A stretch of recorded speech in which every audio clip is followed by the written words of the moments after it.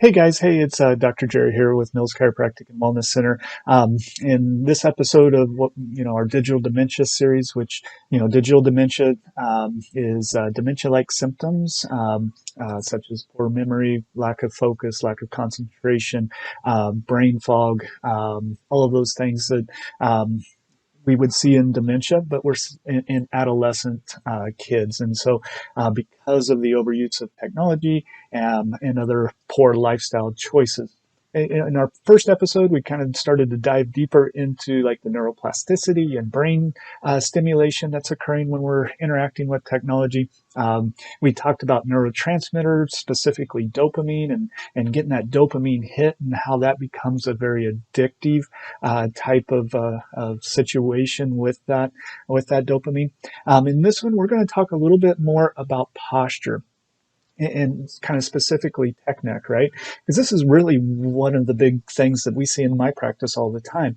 Pretty much all the patients that are coming in, all of them have some degree of tech neck. Or computer neck, computer fatigue. And basically, what happens with tech neck is when we're looking down at these crazy little devices all the time, we flex that head forward. Well, biomechanically, the way our body is, we're designed to have our head up over our shoulders, to have what we call a power posture. Now, when we're up in a stand, and especially standing, not sitting, unfortunately, I'm sitting to do this thing, but when we're standing, we have that power posture, and we're what we call open.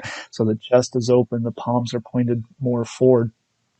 If holding that position for as little as 2 minutes actually increases the amount of testosterone in men, and it gives us like I said, a power posture, a conquering type mentality. You don't see depressed people walking around with a power posture, right? But when we look at our phones, we're putting ourselves into this forward flexed, hunched over, depressed posture, right? You can visualize in your head, if somebody's depressed, what posture are they going to have? They're going to have this one. Well, guess what? Here's what we know. Our body and our brains are so connected, right? And so if we put ourselves in a power posture, it changes our brain. If we put ourselves into a depressed posture, it changes our brain towards depression as well. And not only that, just the biomechanics, like I said, kind of getting back to that a little bit. When we're upright, our head weighs about 8 pounds. That's the amount of force, 8 to 10 pounds. That's the amount of force that it's putting on our neck and our shoulders and our upper back. When we start to slide forward, that amount of pressure starts doubling. So if I was to go from here up in a good power posture, head over my shoulders, just to here, that 1 inch, my head now weighs 20 pounds. So my neck, the force on my neck is 20 pounds. Now, if I held this position for a while, and I could, no problem, but I hold this position 8, 10 hours, 12 hours a day, that's where the problem comes in. I'm doubling the force on my neck. Now, if I go another inch and I go up to here, I have doubled it again. So now I'm up to 40 pounds. Each inch I go forward keeps doubling. I go to here, now I'm up to 80. Guess what? This is the posture that most people are in when they're looking at their phones, right?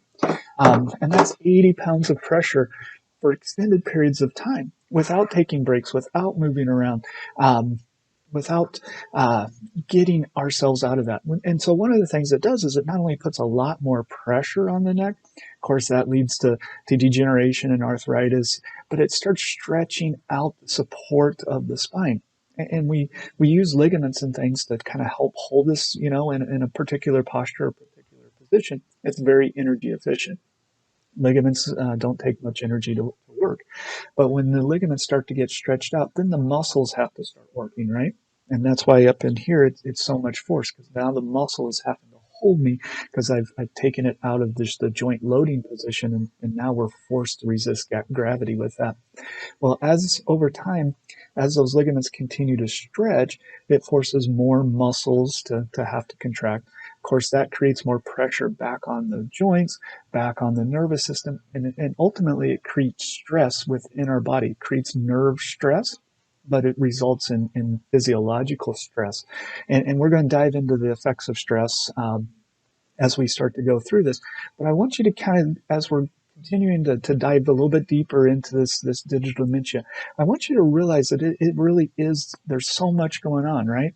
It's not just the brain stimulation and the neuroplasticity and the not using the prefrontal cortex. It's not just the addiction of the dopamine release that we're getting and the change of chemicals and neurotransmitters that are occurring. It's not just the postural and structural things that are occurring. It's all these things that are occurring simultaneously that's creating basically dementia-like symptoms in kids, adolescents, and even adults. And so this one, like I said, we dove a little bit more into the posture. Tune in next time as we dive in and start to look at another piece of this puzzle. And what I want you to understand is I'm not anti-technology. I love technology. I use technology. I'm communicating with you through technology, right? Technology is not going away. What we need to do is understand what's occurring. And then as we kind of walk through these classes together, we're going to talk about what are some of the real practical, applicable steps. What should we be doing? Because saying don't use technology is probably not the solution, right? Perhaps less, and we'll talk about that as we go. But anyway, I wanted to make sure I got that point out. I meant to get that out in the first couple of webinars, and I don't think that I did. So I backtracked there just a little bit for that last point. So anyway, thanks for tuning in. Hope you got something from today's topic.